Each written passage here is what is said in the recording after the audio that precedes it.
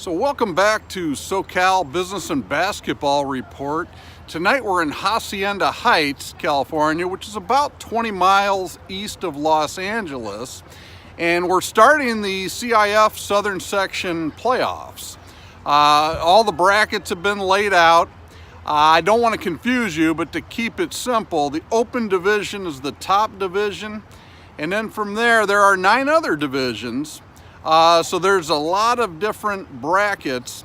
The top teams are in open, and then you go on Division 1 would be next, etc. This year the open teams are Rancho Christian, who has 2 of the better players in the country on their team.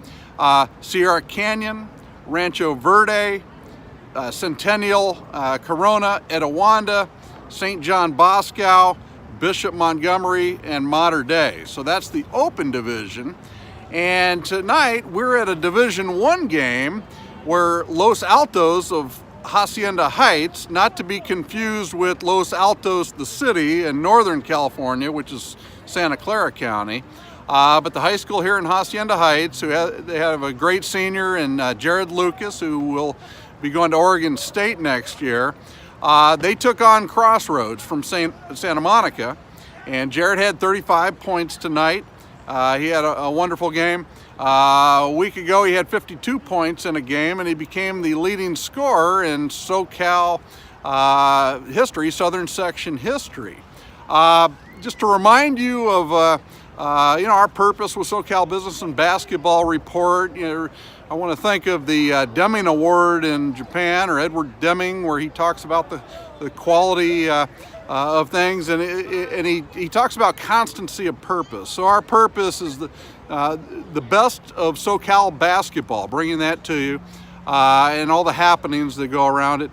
SoCal Business Insights, so you can learn about business throughout Southern California, and then also some of the neighborhood nuggets. So staying consistent with that, we wanted to come out here and see Jarod in one of his last games, possibly, as they did come out victorious over Crossroads tonight.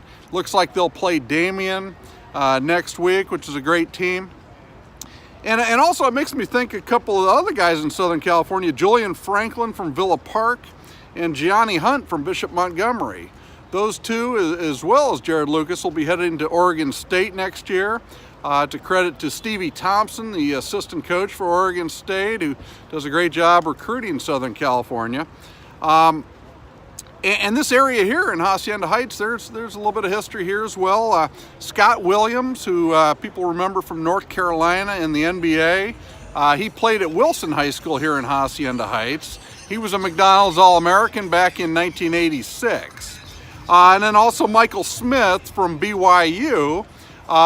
He was a player actually here at Los Altos High School, and he was after BYU, he was a first-round draft pick for the Boston Celtics. Nearby here we have the City of Industry, where there's a lot of business in that town.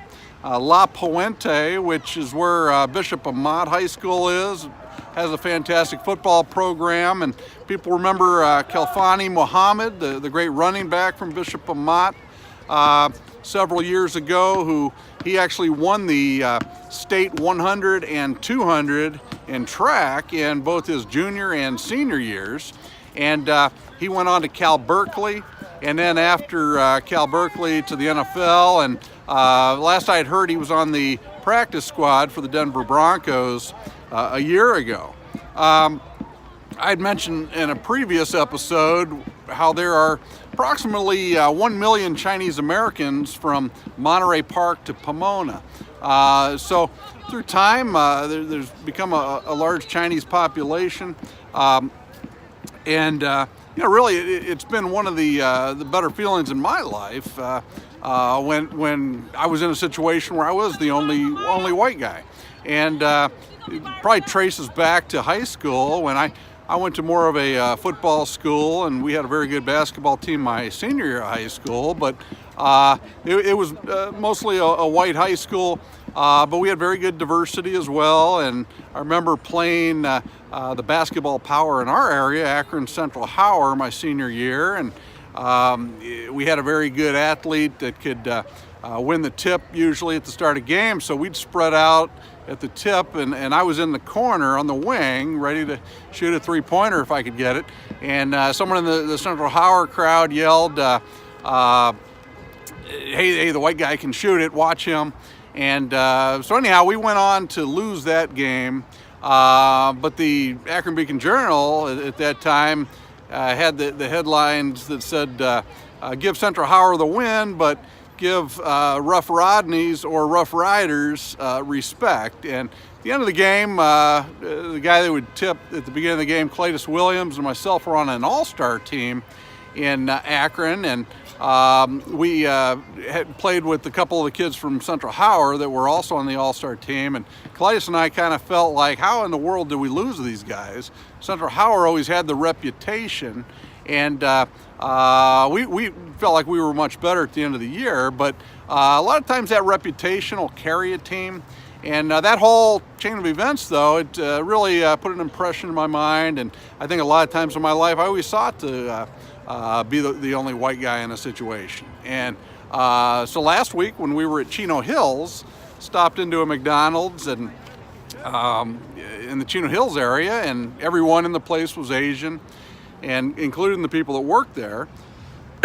And so if you like that kind of thing, this area is certainly the opportunity to be in that environment. We have everything from a little Bangladesh, we have a little Ethiopia, a little Armenia, and you name the country, and there are people here in the Southern California area from that country. So as we move forward, I mentioned that this situation, how it impacted me. And one other note I want to mention: when I moved to LA, I met a Japanese guy golfing, and I would a lot of times play with a bunch of sushi chefs on Mondays, and we would play golf, and they were all Japanese guys, and so I just wanted to reinforce that that type of opportunity for different cultures, of course, is throughout Southern California. Around this area, I mentioned a couple of the towns. I had mentioned Industry and La Puente. Well, nearby is also South El Monte, and South El Monte would have really, I think, one of the most authentic mariachi shows at Cielito Lindo, which is just off of the 60 freeway, and the microphones come out of the ceiling. They have the authentic mariachi suits, so that was a very memorable experience there. It's really an authentic mariachi show.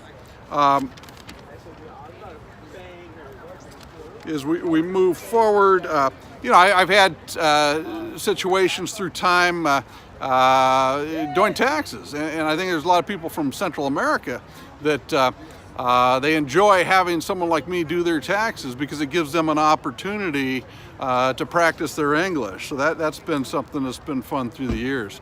And around this area east of LA, there's a Latin population, and as I've mentioned through the years, it's becoming more and more Chinese as well. Is in Arcadia, Monterey Park, there's large Chinese populations, and it's spread as far as Chino Hills, which would be another 15 miles to the east of here.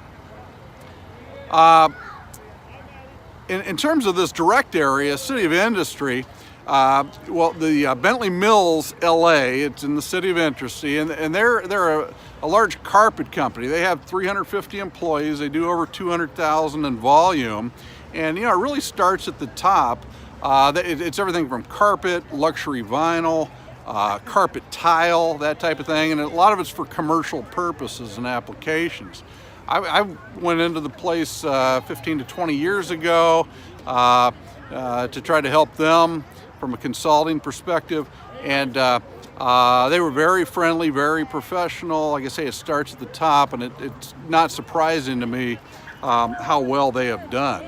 Now, in terms of the City of Industry, and some people have heard of this because of the golf course in that area, But there are 2,500 businesses, 80,000 jobs, and there's only 219 residents or people that actually live there. The zoning is 92% industrial, 8% commercial, and the city, it has no business taxes. So there's a lot of Chinese businessmen that are in that area there. They're funded through retail sales tax. There's some shopping centers, and then also through property tax. But that's a great area for business. There's a facility there that's called the Pacific Palms Resort, and that's in City of Industry. To the north of that would be West Covina, where there's a very large Filipino population. And at the Pacific Palms Resort, my wife is Filipino, so I've been there for events, and what you see is a lot of Americans will go to a high school reunion or a college reunion.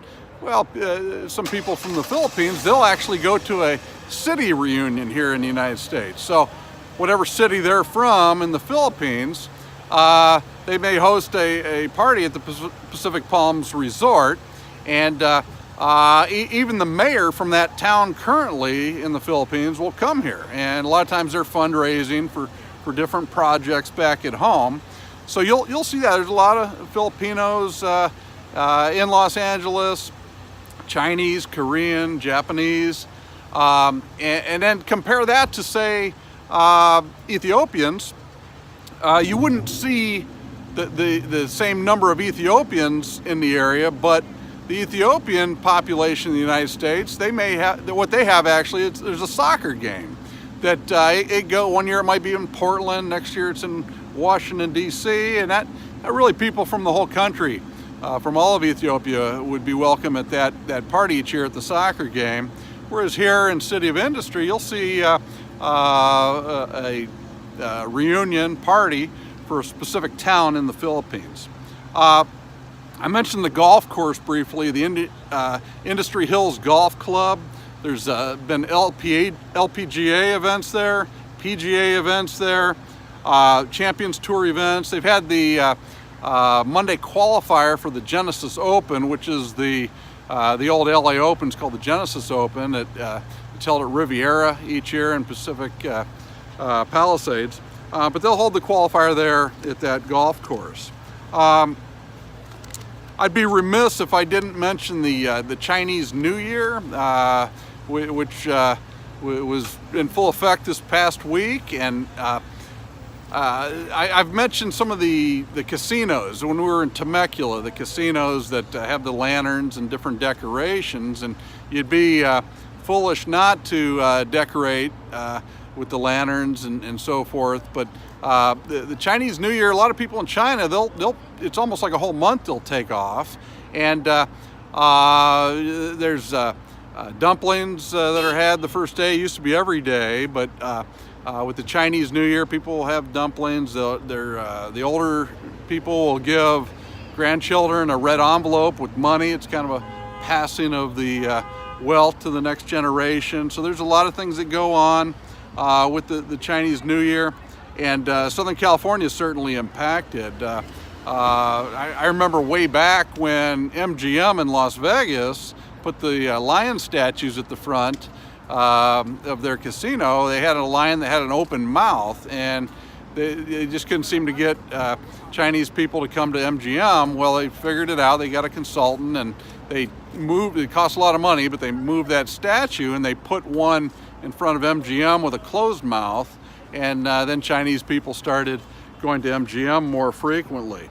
By the way, talking to people who regularly deal with China on a daily basis, I have heard of one factory that's closed down since the kind of the trade war, tariff battle that's been taking place, and hopefully that gets resolved by the end of this month, and it'll probably be a day or two before the end of the month when the thing would settle. But that could really impact things in our country, and I think it's impacted China more at this point. To close the loop on the Chinese New Year, this is the year of the pig. That's the 12th animal in the Chinese New Year. Next year they'll go back to the first animal, the year of the rat, and but the year of the pig, it's all about wealth, is what the pig represents. And I'd encourage you to look that up if you haven't done that in the past. Look at what year you were born and the animal, and sometimes there's some things that resonate that hold true for people with that Chinese New Year, with the animal and the year that you were born. In terms of the game tonight, it was Los Altos 81, Crossroads 70. Matthew Barrera had a very good game for Los Altos. I mentioned Jarod Lucas had 35 points. Shakir O'Neal had a pretty good game. Yuki Akubo played well for Crossroads, and Henry Adiasa, the freshman, got some valuable experience for Crossroads.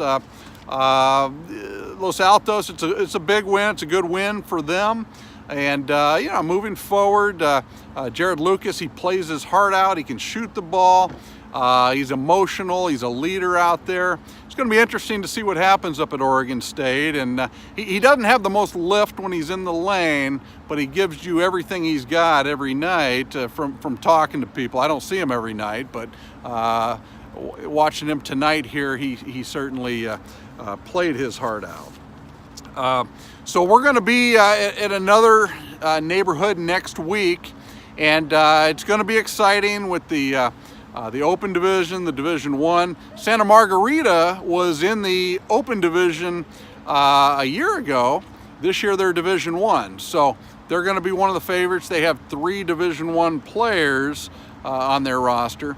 So Damien is in Division I, so it's stacked with talent in the Division I level this year as well. Thanks for joining us again tonight, and we'll look forward to seeing you next week in a different neighborhood here in Southern California.